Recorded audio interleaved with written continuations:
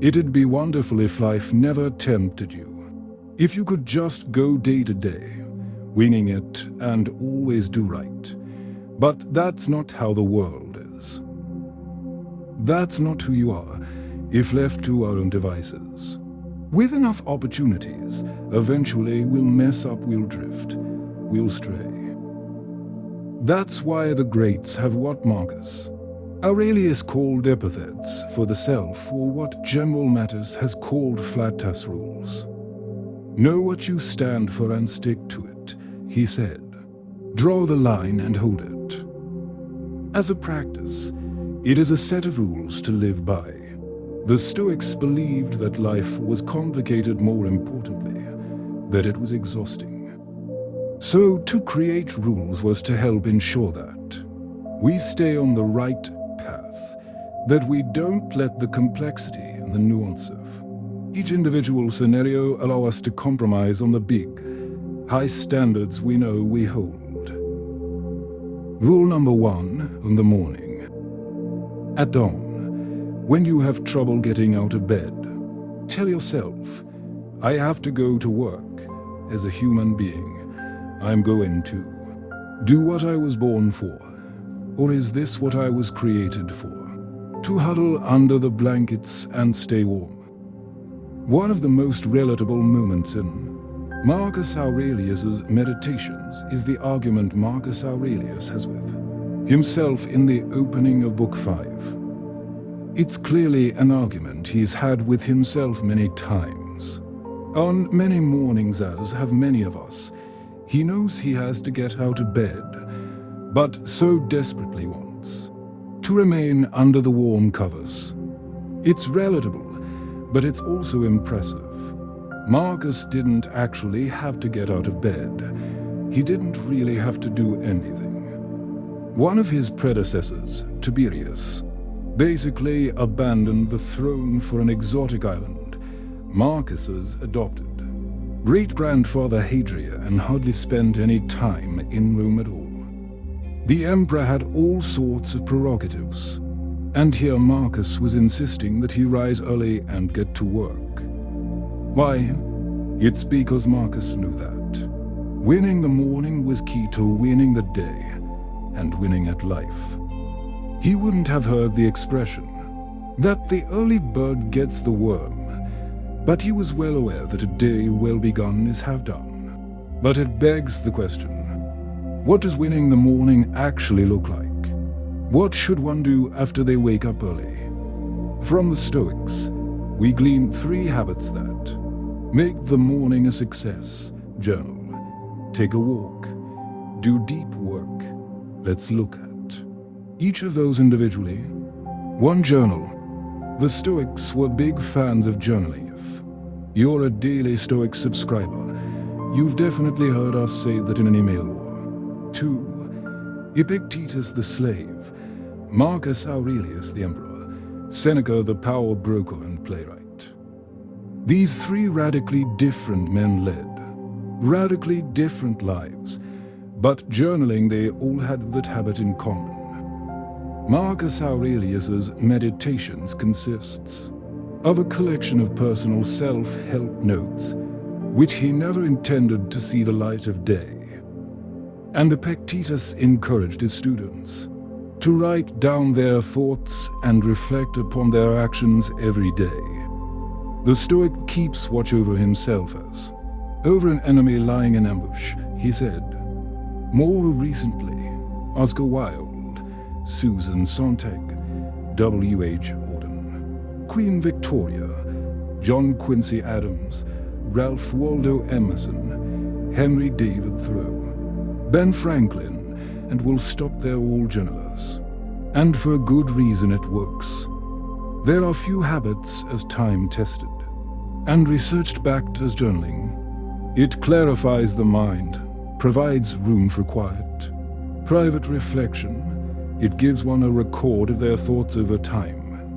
It prepares you for the day ahead. To take a walk. The Stoics sought stillness. It is with a still mind that one does their best work. The paradox is that perhaps the single Best way to still one's mind is to put the body in motion. Runners and cyclists will tell you that this is true like an equation is true, that it is a fact. But you don't even have to go that far or that hard with your physical exertion to get what the Stoics were after. We should take wandering outdoor walks, Seneca said, so that the mind might be nourished and refreshed. Take a walk in the parking lot before you head into the office. Take a walk around the neighborhood. Take a walk to the local coffee shop and back. By the time you're done, you will be in the perfect headspace too. 3. Do deep work. Concentrate on what's in front of you like a Roman. Marcus Aurelius wrote, "Do it like it's the last and most important thing in your life." From his stepfather, Antoninus, Marcus learned how to work long hours, how to stay in the saddle. He writes in Meditations that he admired how Antoninus even scheduled his bathroom breaks so he could work for long, uninterrupted periods. Ryan Holiday talks about how he does 2 to 3 hours of deep work first thing when he gets to his office. James Clear, author of the wonderful bestseller Atomic Habits, told us on the Daily Stoic podcast that he carves out sacred hours in the morning to do his writing. That's it. I know it probably doesn't seem like a lot. Holiday explains, but the Stoics knew that good work is realized by small steps. It's not a small thing, but good work is created in small steps. The day so easily gets away from us. Well-intentioned plans fall apart. Our willpower evaporates. So, it's key that we prioritize the important things, and it's key that we habitualize doing them early. Well begun is half won, so get started. Put it into practice. Commit to waking up tomorrow 30 minutes earlier than you usually do. Decide what you are going to do with that extra 30 minutes. I read, journal, exercise, meditate, etc. Rule number 2, only focus on what's in your control. The chief task in life is simply this, to identify and separate matters so that I can say clearly to myself which are externals not under my control and which have to do with the choices I actually control. The single most important practice in Stoic philosophy is differentiating between what we can change and what we can't, what we have influence over and what we do not. What does this look like in practice? Sports are a good example. An athlete can't control if the other team cheats or that refs always get the calls right. They can't control if people in the media know what they are talking about or if they stake out positions just to be controversial or contrarian. They can't control the weather or the conditions on the field. So what does that leave? One thing, their own performance. As Marcus Aurelius would say, it doesn't matter what other people say or think. It only matters what you do. You control how you play, not whether you win. You control how you play, not if people respect you. You control how you play, not if the crowd cheers you on. You control how you play. Focus on what's in your control, nothing else. Put it into practice. Think for 5 minutes about your current problems and separate them into 2 categories. 1. What is in your control and 2. What is out of your control. Now only focus on what's in your control. Rule number 3. Don't suffer imagined troubles. We suffer more from imagination than from reality. What are you worried about right now? Your job, your family, your future, your health. You're not crazy to worry. Bad things could happen related to any of them: a car accident, an economic downturn, a surprise diagnosis.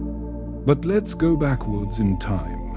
A month, a year, 5 years ago. What were you worried about then? Mostly the same things, right? And how many of those worries came to pass? As Mark Twain quipped, "Quip, I am an old man and have known a great many troubles. But most of them never happened. And even the ones that did come to pass, clearly the worrying didn't help stop it, right?" It was Seneca who put the best one-liner to this feeling: we are more often frightened than hurt, and we suffer more from imagination than from reality. So what I advise you to do is, Seneca continued, do not be unhappy before the crisis comes. We are in the habit of exaggerating, or imagining, or anticipating sorrow. Don't anticipate sorrow. Don't let anxiety and worry get the best of you. Don't let your worries grow out of proportion to what might actually happen. Don't let imagination overtake reality. Put it into practice. Next time you are feeling stressed or anxious, remind yourself, stay in the present, focus on what you can control. Rule number 4, treat success and failure the same. To accept it without arrogance, to let it go with indifference. Marcus Aurelius had an interesting metaphor. He believed that a man, an emperor, a soldier, everyone was like a rock. Throw the rock up in the air, he said, and it loses nothing by coming down and gained nothing by going up. The rock stays the same. We can imagine his own life mirror this analogy.